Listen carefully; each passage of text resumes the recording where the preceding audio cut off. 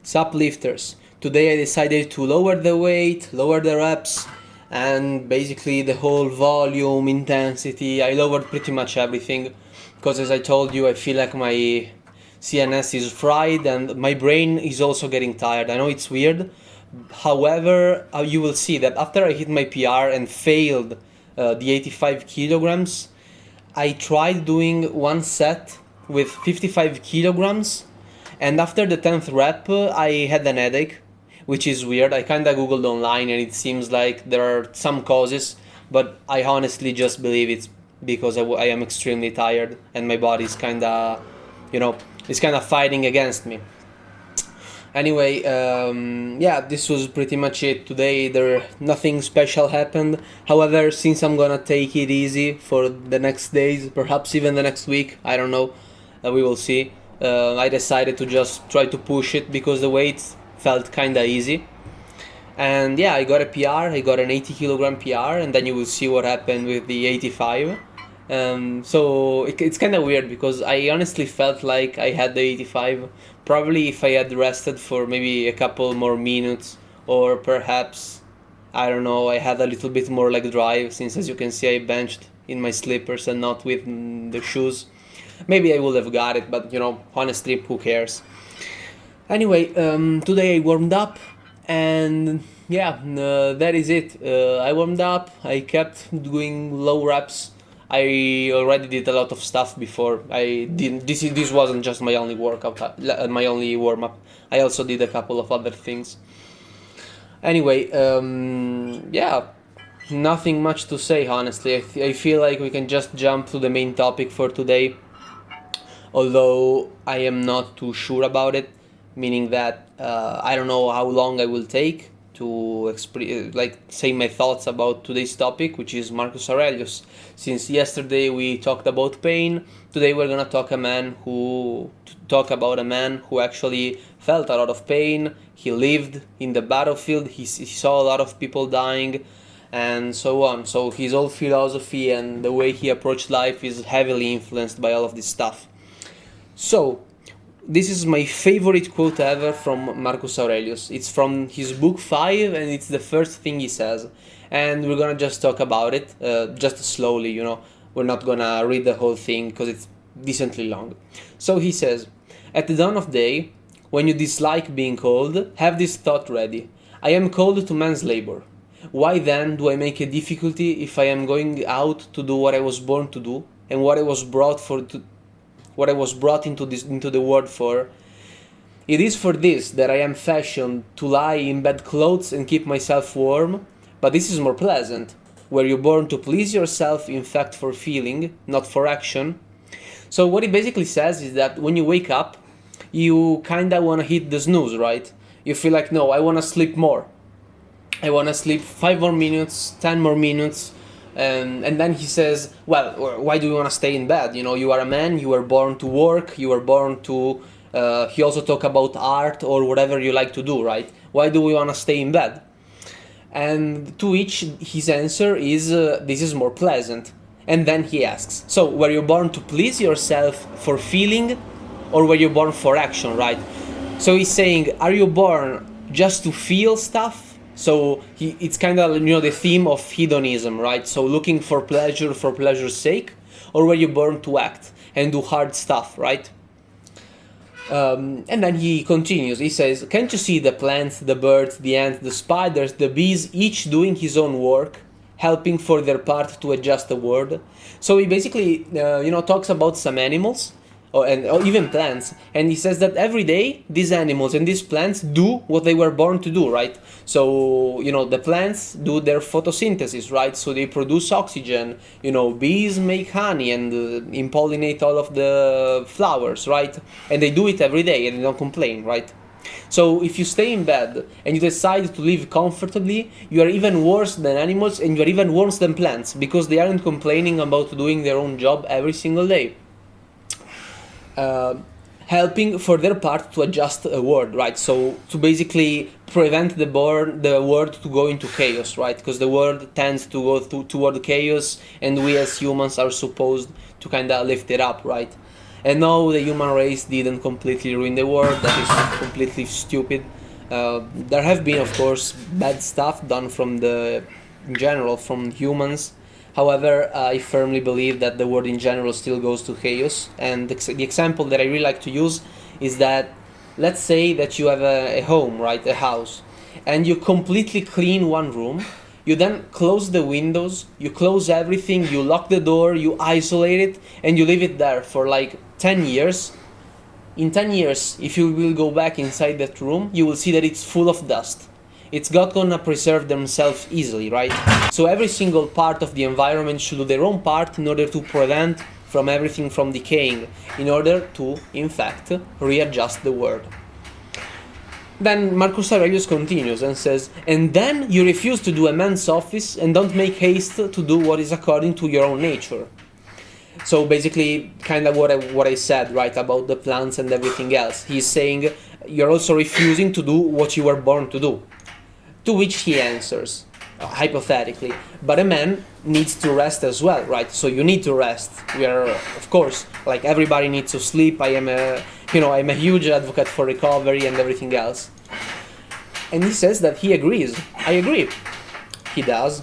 Yet nature assigns limits to rest, as well as to eating and drinking, and you nevertheless go beyond their limits, beyond what is sufficient. In your actions, only this is no longer so.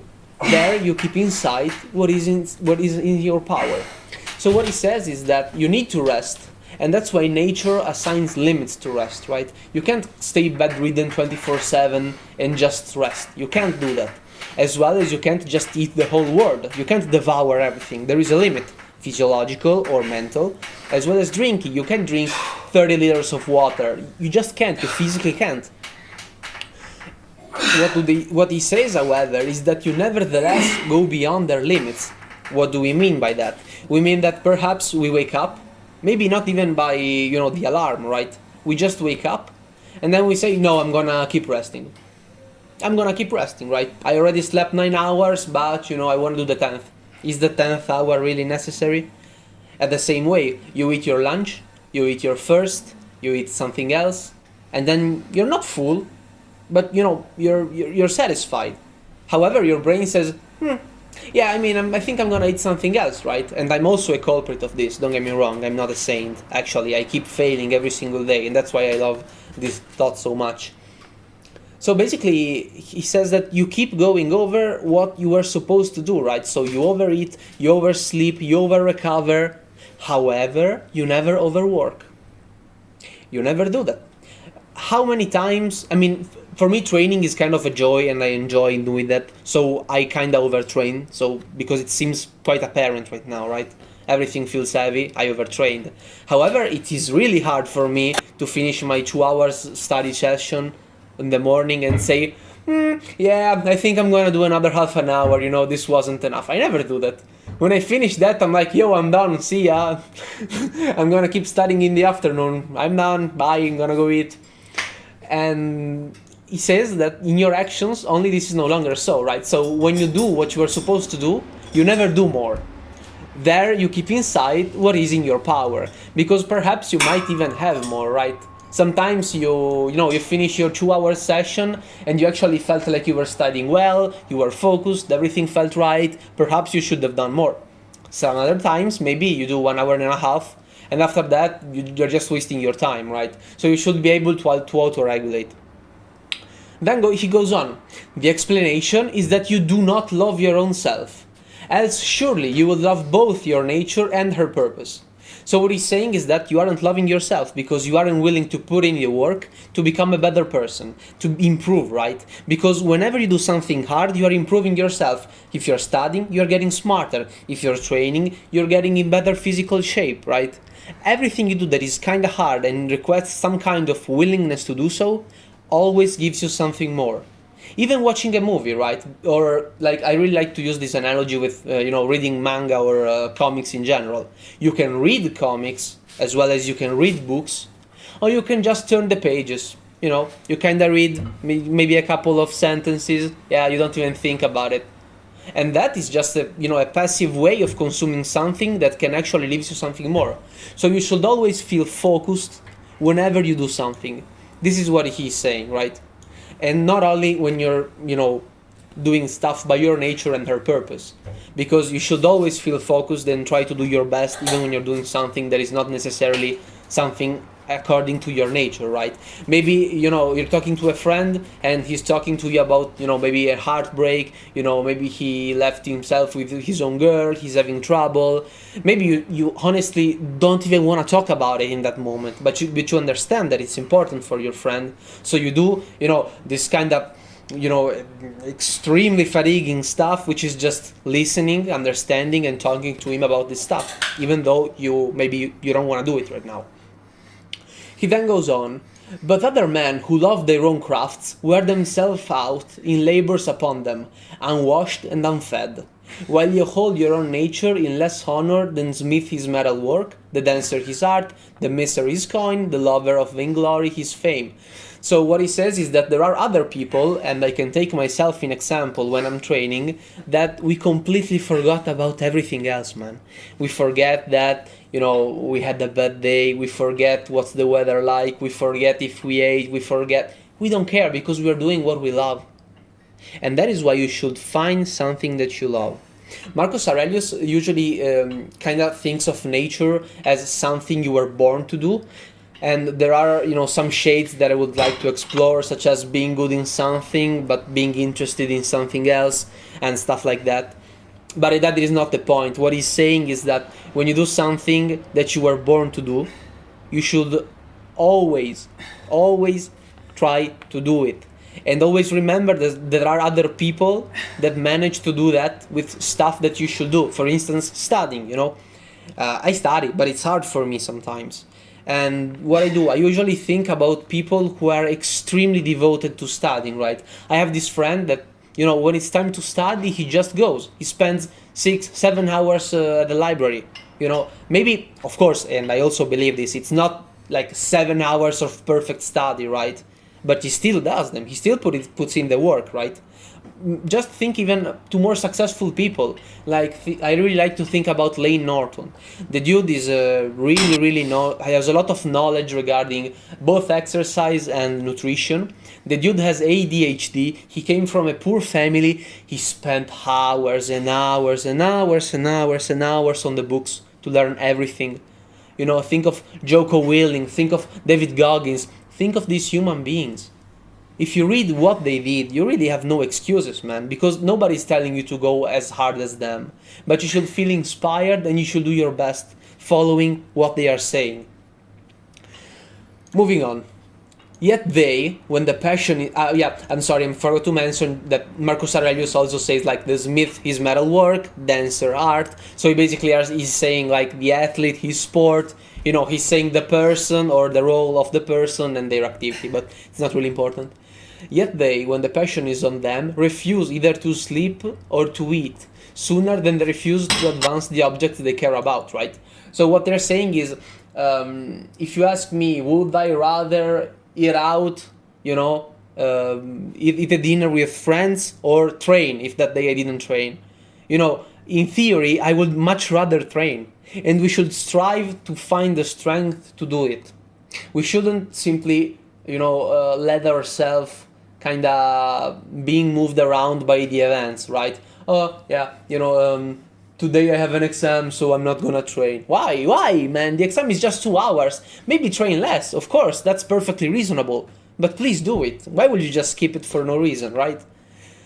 Whereas you imagine acts of fellowship to bring smaller return and to be deserving of less pains. So this quote is kind of weird and I want to just read it in Italian. Just give me 1 second. Yeah, basically what he's saying is that doing good acts, stuff that makes you grow and so on, deserve less attention and less cure when you're doing them. And again, I go back on studying because I'm a student, that is what I think about, right? When I study, I'm not always perfectly focused. I'm not as focused as when I'm doing anything else, right? As when I'm training, it's different. However, I should, and that is what we need to learn and we need to strive to do. So basically, every day you wake up, You go to work, you do your stuff, and every day you improve. Step by step, slowly, inexorably, and always moving forward, right? I'm gonna read another quote, which is extremely short, just to, since I recorded a lot of stuff today, I might as well go on and dwell a little bit on another quote that I really like, which says, actually, I think I'm just gonna read this last sentence, which is still from book 5, it's the number 2, so, it just felt right? It says, how simple to reject and to wipe away every single disturbing or alien imagination, and straight away to be in perfect calm. So on one side, there is a lot of irony, because he's saying, yeah, if something bad happens, just forget it, right? It's easy. And on the other hand, it's actually exactly like that, The more you think about something, because you want to think about something, the more the thing is gonna haunt you, right?